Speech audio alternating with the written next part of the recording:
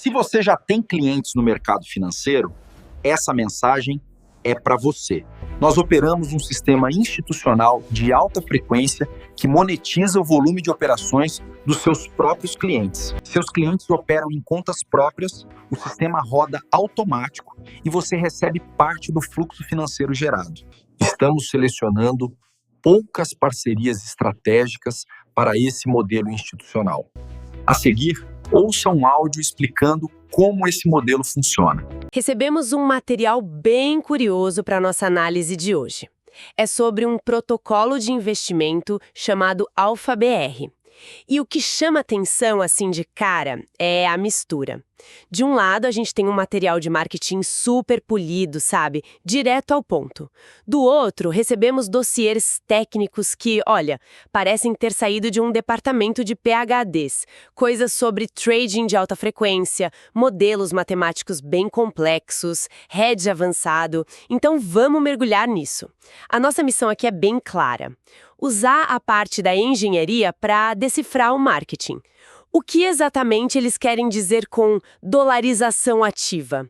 O que é esse tal de dividendo operacional e como funciona essa trava hedge?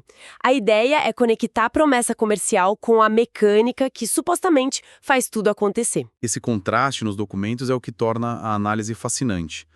De um lado, você tem uma narrativa de ganhos diários, segurança máxima, que apela para um desejo de simplicidade e resultado, né? Do outro lado, os manuais técnicos descrevem um mundo de complexidade extrema.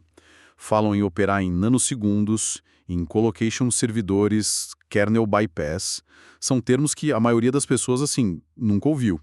Então a nossa ideia aqui é pegar a lupa nesses documentos técnicos para ver se a promessa do comercial para de pé. Perfeito. Começando pelo começo, então. O pitch principal que eles usam é Protocolo de Dolarização Ativa 245.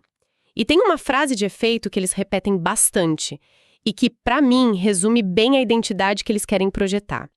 Você não vai parecer um trader influencer. Você vai parecer um hedge fund quantitativo. Exato. A frase mira num público que busca sofisticação, que quer se distanciar da imagem, às vezes banalizada, do trader de varejo. E o modelo de negócio que os documentos descrevem tenta reforçar essa imagem. A estrutura é 100% baseada em performance, o que o mercado chama de performance fee. Não tem taxa de adesão, eles destacam o setup fee zero, nem mensalidades. Ok, e o modelo de só ganhar na performance é um alinhamento de incentivos, claro. Mas a gente sabe que no mercado financeiro sempre tem alguma outra camada, né? Qual é a pegadinha? Onde eles poderiam estar ganhando dinheiro de formas menos óbvias? Os documentos mencionam algo sobre o spread ou outras taxas embutidas. Essa é a pergunta certa a se fazer. Nesse modelo, a remuneração vem de uma fração do lucro gerado. O alinhamento é direto. A AlphaBR só tem receita se a conta do participante tiver lucro. Os documentos são bem enfáticos nisso. Mas eles também destacam um outro pilar, que é o da segurança e custódia. E isso é crucial. O capital, segundo os materiais, permanece 100% na conta nominal do participante, numa corretora regulada. Não tem transferência de fundos para terceiros. Essa é a analogia da chave do cofre que eles usam, certo? A imagem é bem forte. Mas, na prática, como isso funciona? Se o dinheiro está na minha conta, que tipo de permissão eu dou para esse sistema operar? Eu posso simplesmente desligar a qualquer momento? Instante. Isso diminui de forma significativa o chamado risco de contraparte, que é o risco de empresa que você contratou quebrar ou, no pior cenário, desaparecer com dinheiro, algo que, infelizmente, a gente já viu acontecer no mercado. Aqui o dinheiro nunca sai da sua esfera de controle. Entendido. Agora, aqui a coisa começa a ficar diferente do que a gente costuma ver. Os documentos falam de um motor econômico de duplo ganho. A promessa não é só acertar a direção do mercado para lucrar. Eles afirmam ter duas fontes simultâneas de receita, a performance e o tal do dividendo operacional. Isso mesmo. Vamos detalhar como os documentos descrevem essas duas fontes. A primeira, performance, é o que todo mundo espera de uma estratégia de trading. É o lucro que vem da diferença entre o preço de compra e o de venda dos ativos. É o resultado direto da inteligência da estratégia em navegar o mercado. Até aí, tudo bem. É o tradicional. Mas essa segunda fonte, o dividendo operacional ou rebate de liquidez, isso não é comum. De onde vem esse dinheiro? É o mecanismo mais incomum e talvez o mais interessante. Segundo os documentos, o dinheiro vem da própria estrutura do mercado. Toda vez que uma ordem é executada, a corretora ganha uma pequena fração no spread, que é a diferença entre o preço de compra e o de venda. Como esse sistema é projetado para realizar um volume massivo de operações, ele se torna um grande gerador de receita de corretagem para a corretora. O que o protocolo faz é negociar um acordo para receber de volta uma parte dessa receita que ele mesmo gerou. É um rebate por volume. A analogia que eles usam nos materiais ajuda a entender. É como ser dono da máquina de cartão em vez de ser o dono da loja. Você ganha em todas as transações, independentemente do que foi vendido. Eles citam um exemplo para contas private de um repasse de cerca de $8 por lote negociado. Isso cria um fluxo de caixa que não depende do mercado subir ou descer. Exatamente. Cria o que eles chamam de colchão de segurança. Em dias em que o mercado fica completamente lateral, sem tendência, onde estratégias direcionais tradicionais sofrem para encontrar lucro, essa fonte de receita continua ativa, porque o sistema continua transacionando. Ele lucra com a fricção, com o fluxo do mercado. Isso me leva a uma questão inevitável: o risco. Os materiais dão um destaque enorme para o ano de 2025, que eles chamam de stress test natural. Mencionam que o par de moedas EUR/USD oscilou 18 mil pontos, um cenário de caos absoluto que tirou muita gente do jogo. Como uma estratégia que faz um volume massivo de operações se protege de um evento desses? A defesa descrita é a trava hedge automática, que eles também chamam de circuit breaker dinâmico. A lógica é contraintuitiva, mas robusta. Em caso de uma movimentação de mercado extremamente violenta e fora do padrão, o sistema é programado para automaticamente abrir posições na direção contrária. Espere aí. Abrir posições contrárias? Isso não geraria um prejuízo ainda maior? O objetivo aqui não é lucrar. Pense nisso como o airbag de um carro. O airbag não te ajuda a dirigir melhor, ele só infla no momento do impacto para te impedir de bater no painel. A função da trava hedge é a mesma. O objetivo é travar o balanço financeiro da conta naquele ponto. Ela congela a exposição, impedindo que as perdas continuem a crescer de forma descontrolada. É um mecanismo de último recurso, sabe? Para evitar uma perda catastrófica. E aqui os dossiês técnicos nos dão mais profundidade. Eles explicam que hedge não é uma coisa só. Existem modelos estáticos que são mais simples, é como comprar um seguro com uma cobertura fixa. E existem modelos dinâmicos que são muito mais sofisticados. Pense no delta hedging, por exemplo.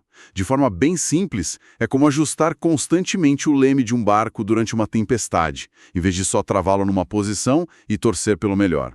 Ele reage à volatilidade do mercado em tempo real. E por que essa distinção é tão importante? Porque os modelos mais simples falham nesses momentos de crise. Porque os modelos simples assumem que o mercado se comporta dentro de certos parâmetros. Os documentos técnicos ressaltam que as falhas mais catastróficas acontecem em rupturas estruturais, quando o mercado quebra completamente o padrão. O exemplo clássico citado é a crise do franco suíço em 2015, quando o Banco Central Suíço removeu um controle de câmbio e a moeda se moveu de forma inimaginável em minutos. Modelos estáticos não servem para nada num cenário desses. A proposta da trava hedge da AlphaBR é ser um mecanismo robusto justamente para esses eventos de cisne negro. Essa ideia da trava hedge como um airbag é poderosa, mas me faz pensar. Para um airbag funcionar no momento exato, ele precisa de reflexos absurdamente rápidos. Isso me leva a outra palavra que eles repetem sem parar nos materiais: alta frequência. Qual rápido é rápido nesse universo? É uma ótima conexão. A promessa do hedge dinâmico só é viável com uma execução de ultra baixa latência. E os manuais técnicos que a gente recebeu abrem a cortina do que é o HFT de nível institucional. É um universo de otimização física quase obsessiva. Primeiro, a localização é tudo. Seus servidores precisam estar fisicamente no mesmo data center que os servidores da bolsa. Por quê? Se é tudo digital pela internet, qual é a diferença de estar na sala ao lado ou do outro lado do mundo? A diferença é a velocidade da luz.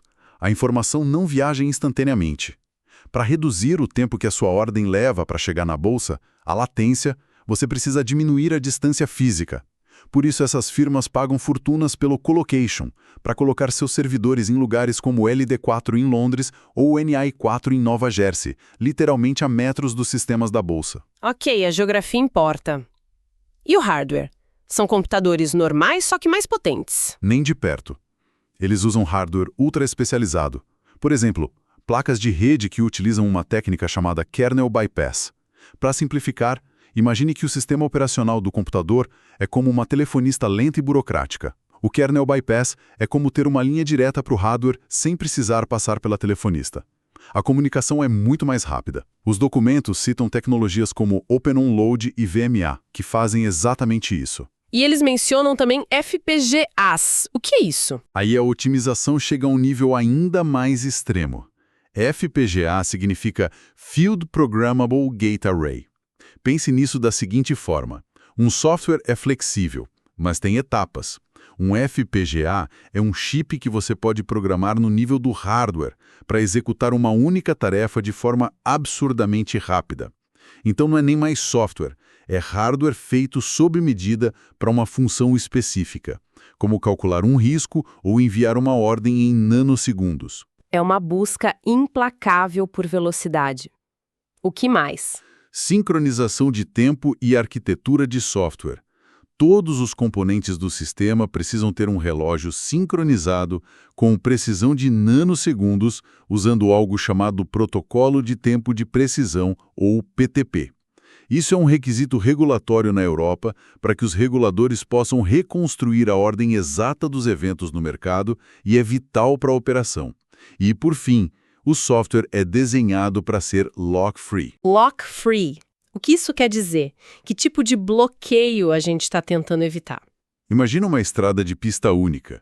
Se um carro para, todos os carros atrás dele param. Isso é um lock num sistema de computador, uma contenção. Um sistema lock-free é como uma estrada de múltiplas pistas, onde os dados podem fluir sem parar, mesmo que haja congestionamento em uma delas. Para HFT, qualquer engarrafamento, por menor que seja, significa perder a oportunidade, significa perder dinheiro. Padrões como o LMAX Disruptor, que eles citam nos materiais, são famosos por criar essa arquitetura de alta performance. Então, o que estamos dizendo é que, nesse nível, o jogo não é sobre ter o melhor palpite, é sobre ter uma vantagem física, quase atlética. A infraestrutura descrita nesses documentos mostra que o HFT real é muito mais do que um robô. É uma operação de engenharia de ponta competindo por microsegundos. Exatamente, é a diferença entre um carro de rua e um carro de Fórmula 1. Ambos são carros, mas a engenharia por trás é de ordens de magnitude diferentes. Certo. Dissecamos a tecnologia, o modelo de risco. Vamos voltar à questão prática que todo mundo quer saber. E os resultados? O que os documentos apresentam? Eles usam o conceito de prova rotulada, onde apresentam os dados de forma separada. Sim, e é importante reforçar o que eles mesmos dizem. São dados fornecidos nos materiais e performance passada não é garantia de retornos futuros. Dito isso, os números apresentados são bem específicos.